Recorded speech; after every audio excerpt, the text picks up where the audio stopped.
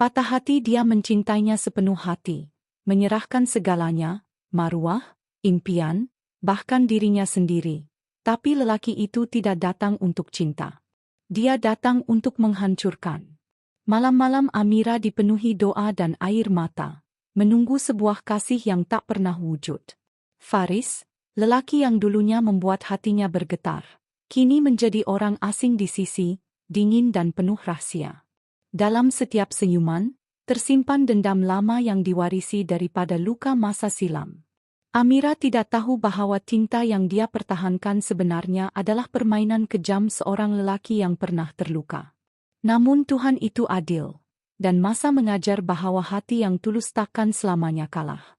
Bila kebenaran akhirnya terbuka, dendam berubah menjadi sesal. Dan sesal itu menghancurkan Faris lebih dari apa yang pernah dia rancang untuk Amira. Ini bukan kisah cinta sempurna, tapi kisah bagaimana cinta yang lahir dari keikhlasan mampu memadamkan api kebencian. Sebuah cerita tentang air mata, pengorbanan, dan maaf yang datang setelah segalanya hancur. Hati Merah 2 jangan lupa like, komen dan subscribe untuk lebih banyak kisah cinta yang penuh luka dan kejujuran. Patah hati. Hujan malam itu turun perlahan, membasahi kaca tingkap bilik kecil di tengah kota. Di atas meja usang, Amira menatap sekeping surat putih yang masih belum sempat disimpan. Di setiap huruf tangan lelaki itu, ada degupan yang membuatkan hatinya bergetar. Aku mahu awak jadi istri aku, Amira. Dia baca ayat itu berkali-kali, tidak percaya bahwa lelaki yang selama ini hanya hadir dalam mimpi kini benar-benar melamarnya. Dia menutup surat itu ke dada, tersenyum sambil menahan air mata. Sudah terlalu lama dia hidup sendiri, tanpa keluarga, tanpa kasih yang sebenar. Hanya Mak Pah, wanita separuh umur yang menjaga dia sejak kecil, menjadi tempat dia pulang. Bila Faris hadir, hidupnya seakan mendapat sinar baru. Lelaki itu bukan hanya kacak dan berpendidikan, tapi cara dia berbicara, cara dia menghargai, buat Amira percaya bahwa Tuhan akhirnya kirim seseorang untuknya. Namun jauh di seberang kota, Faris duduk di dalam keretanya yang berhenti di hadapan rumah ibunya. Di tangannya, sehelai gambar lama, gambar seorang wanita bernama Zahra, wanita yang telah merobek hidup keluarganya bertahun-tahun dahulu. Mata Faris merah.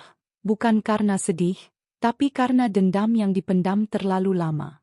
Aku akan buat anak perempuan dia rasa apa yang kita rasa dulu, Mak, bisiknya perlahan. Keesokan paginya, Amira memulakan hari dengan senyum yang sama. Di butik tempat dia bekerja, teman-teman sepejabat menggoda manja. Mira, tunang kau tu memang perfect lah. Bila nikahnya? Tak lama lagi, jawab Amira malu-malu. Doakan semuanya dipermudahkan. Kalau aku jadi kau, dah lama aku menangis syukur, dapat suami macam tu. Amira ketawa kecil. Dia tidak tahu bahwa senyum yang dia bawa hari itu sedang menjemput badai yang akan menghancurkan seluruh hidupnya. Beberapa minggu kemudian, majelis pertunangan berjalan sederhana. Faris hadir bersama keluarganya. Wajahnya tenang, tutur katanya lembut. Tiada siapa sangka di sebalik mata yang redup itu tersimpan bara yang menunggu masa menyala. Ketika Amira menyarungkan cincin ke jari, Faris menunduk sedikit. Dalam hatinya, bukan cinta yang bergema, tapi nama ibunya yang pernah terluka. Ini untuk Mak. Malam itu, selepas tetamu pulang, Faris berdiri di luar rumah Amira, memandang langit. Bintang-bintang berkelip indah. Tapi dalam dadanya cuma kosong. Amira datang menghampiri dengan 2 cawan teh panas. Abang, terima kasih sebab datang. Saya tak sangka semua ni jadi nyata. Faris menatapnya, sekilas senyum. Jangan cepat percaya pada apa yang kau nampak, Amira. Maksud abang? Kadang-kadang bahagia tu cuma sementara. Amira tergelak kecil, menyangka Faris bergurau. Tapi dalam pandangan mata lelaki itu, ada sesuatu yang dingin, sesuatu yang membuatkan jantungnya bergetar. Bukan karena cinta, tapi karena takut yang dia sendiri belum faham. Beberapa hari selepas pertunangan itu, Amira mula perasan sesuatu yang aneh. Faris semakin jarang menghubunginya. Kalau dia menghantar mesej, jawaban Faris singkat. Kadang hanya satu perkataan, "Oke. Nanti." Busi. Tapi setiap kali mereka bertemu, Faris tetap tersenyum seperti tiada apa-apa yang salah. Dalam diam, hati Amira mula gelisah. Dia pernah dengar kisah cinta orang lain yang hancur selepas pertunangan. Tapi dia tak sangka ketakutan itu akan menyinggah dalam hidupnya sendiri. Dia coba positif. Mungkin Faris betul-betul sibuk dengan kerja. Tapi malam-malam yang sunyi membuatkan dia berperang dengan pikirannya sendiri. Suatu malam, dia duduk di tepi katil sambil memandang cermin. Dalam pantulan itu, dia nampak seorang wanita muda dengan mata yang redup dan senyum yang paksa. "Kenapa dia berubah?" bisiknya perlahan. "Apa aku ada buat salah?" Dia coba tenangkan diri, membaca doa yang Mak ajar dulu. Doa untuk menenangkan hati bila rindu terasa sakit. Tapi di hujung doa, air matanya tumpah juga. Di tempat lain, Faris berdiri di hadapan kubur ibunya. Dia datang dengan setangkai bunga melur, bunga yang ibunya paling suka. Suara angin malam bergema di antara pohon-pohon, dan dia bersuara perlahan. "Mak, aku dah dekat. Anak perempuan Zahra tu, dia dah percaya aku sepenuhnya. Aku akan buat dia rasa apa yang Mak rasa dulu." Dia genggam tanah kubur itu erat, seolah-olah sedang menggenggam janji. Tapi jauh di dalam hatinya, ada sedikit suara kecil yang berbisik. Suara yang dia coba matikan setiap kali Amira tersenyum kepadanya. Beberapa minggu kemudian, mereka berkahwin. Majlis itu sederhana tapi indah. Amira kelihatan anggun dalam baju putih lembut, dan Faris, walaupun senyum di wajahnya, matanya seperti tidak benar-benar melihat. Saat akad dilafazkan, Amira menangis terharu.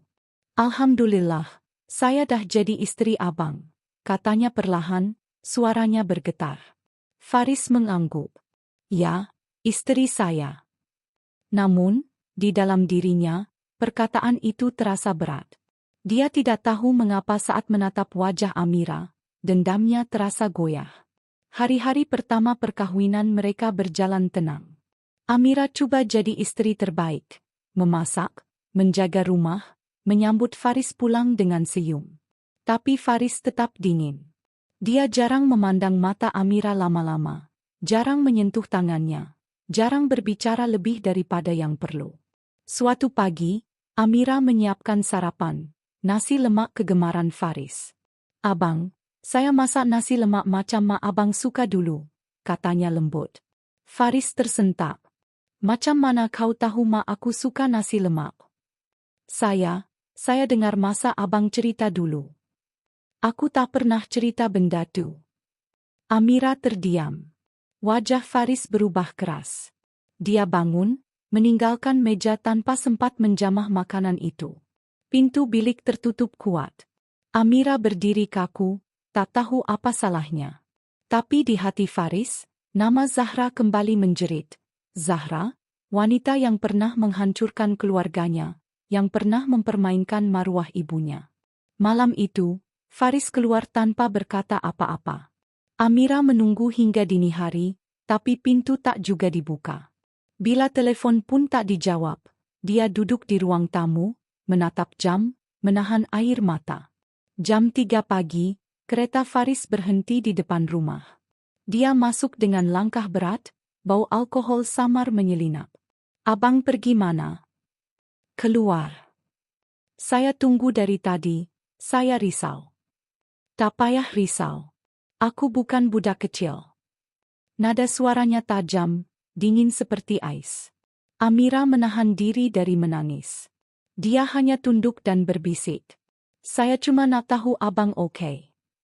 Faris memandangnya lama, seolah-olah sedang mencari sesuatu dalam wajah itu. Bayangan masa lalu, atau mungkin sekadar alasan untuk terus membenci.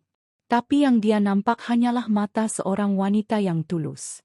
Dia berpaling dan berkata perlahan, "Jangan cuba faham aku, Amira.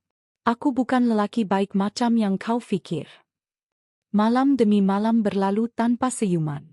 Amira mula belajar menelan sunyi. Dia sudah tak lagi bertanya bila Faris akan berubah, karena setiap kali dia coba, jawaban yang datang hanyalah diam atau kemarahan. Namun jauh di dalam hatinya, dia masih percaya, mungkin lelaki itu hanya perlukan masa. Suatu petang, sewaktu Amira sedang menyapu halaman, jiran mereka, Kak Lela, datang menghampiri. Amira, kau nampak murung akhir-akhir ni. Ada masalah dengan Faris ke? Amira cepat-cepat senyum. Tak ada apa-apa, Kak. Kami oke je. Kalau oke, kenapa mata kau macam baru lepas menangis? Amira tersentak. Dia cepat tunduk, menyembunyikan wajah. Tapi Kak Lela sudah faham. Dia tepuk lembut bahu Amira. Sabar ya, sayang. Lelaki kadang perlukan masa untuk belajar menghargai. Selepas Kak Lela pergi, Amira terduduk di tangga. Sapu tangan kecil di genggamannya sudah basah. Saya tak nak bercerai, saya cuma nak dia sayang saya, bisiknya, menatap langit petang yang memerah. Di dalam rumah, dari jendela kamar, Faris melihat segalanya. Hatinya bergetar. Dia tak sangka perempuan itu masih setia walau dilayan dingin. Ada sesuatu yang lembut mengusik hatinya, tapi secepat itu juga dia menepis. Jangan lembik, Faris. Dia anak Zahra. Beberapa hari kemudian, Faris mendapat panggilan dari seorang kawan lama, Rafiq. Lelaki itu dulu kenal keluarga Zahra, ibu Amira. Kau tahu tak, Mira tu anak siapa? Tanya Rafiq. Aku tahu. Anak Zahra, jawab Faris, dingin. Tapi kau tahu tak kisah sebenar Zahra dulu? Apa maksud kau? Zahra tak pernah buat mak kau menderita, Faris. Dia difitnah. Orang lain yang rosakkan rumah tangga tu, bukan dia. Faris terdiam. Kau bohong. Kalau tak percaya, pergi jumpa Pak Rahim. Dia simpan surat lama tu, bukti semua fitnah tu. Malam itu, Faris tak boleh tidur. Kata-kata Rafiq berputar dalam kepalanya. Surat? Bukti? Selama ini dia hidup dengan dendam yang diwarisi tanpa pernah tahu kebenaran. Dia bangun, keluar rumah tanpa suara. Di ruang tamu, Amira masih tertidur di sofa, menunggu suaminya yang belum pulang. Dia menatap wajah istrinya lama, melihat garis letih dan keikhlasan yang selama ini tak pernah dia hargai. Ada sesuatu yang terasa longgar dalam dadanya. Tapi dia tak berani mengaku. Karena kalau benar Zahra tak bersalah, maka seluruh hidupnya selama ini adalah kebohongan. Dia memandu ke rumah Pak Rahim. Lelaki tua itu terkejut melihat Faris datang tengah malam. Aku perlukan kebenaran, kata Faris. Tentang Zahra. Ya. Pak Rahim menghela nafas panjang, lalu mengeluarkan sebuah kotak kecil dari almari. Di dalamnya, tersimpan beberapa surat lama dan gambar. Mak kau salah faham dulu, nak. Zahra tak pernah curang. Dia disalahkan sebab tak mahu tunduk pada orang yang cuba ambil harta suami dia. Tapi mak aku menderita sebab dia. Sebab salah faham. Zahra cuba tolong mak kau. Tapi bila tuduhan tu keluar, semua orang percayakan cerita palsu tu. Zahra lari, tapi dia tak pernah balas dendam. Faris terduduk. Dunia seolah-olah berhenti. Setiap detik yang dia habiskan untuk menanam dendam, setiap kata dingin yang dia lempar pada Amira, semuanya terasa sia-sia. Dia pulang menjelang subuh. Amira masih di sofa, menggenggam selimut nipis. Wajahnya tenang dalam tidur. Faris duduk di ujung sofa, menatap wajah itu lama. Air mata yang lama disekat akhirnya jatuh tanpa sadar. Aku salah, Mira, aku salah besar. Dia ingin menyentuh wajah itu, tapi tangannya terhenti di udara. Suara hati membisikkan dosa-dosa yang dia buat. Keesokan paginya, Amira bangun dan mendapati Faris sudah siap di meja makan. Untuk pertama kali sejak mereka berkahwin, dia melihat senyum lembut di wajah lelaki itu. Abang buat sarapan? Ya, kali ini biar abang pula yang masak untuk istri abang. Amira terpaku. Kenapa tiba-tiba berubah? Sebab abang baru sedar, cinta tak sepatutnya dibayar dengan dendam. Air mata Amira terus mengalir. Dia tak tahu apa yang berlaku, tapi hati kecilnya tahu. Sesuatu dalam diri Faris telah hancur, dan dari kehancuran itulah lahir keikhlasan baru. Hari-hari berikutnya terasa seperti mimpi bagi Amira. Faris yang dulu dingin kini berubah menjadi lelaki yang selalu ada di sisinya. Dia mula bertanya tentang hari Amira, bantu buat kerja rumah. Malah setiap malam dia sendiri yang hulurkan selimut untuk memastikan istrinya Lena. Tapi perubahan itu tak serta-merta memadam luka yang pernah Faris tinggalkan.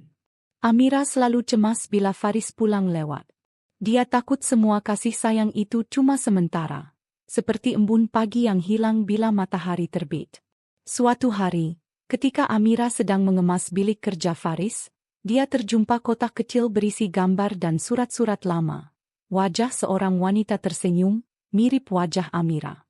Di belakang gambar, ada tulisan, "Untuk cinta sejati yang aku hilang."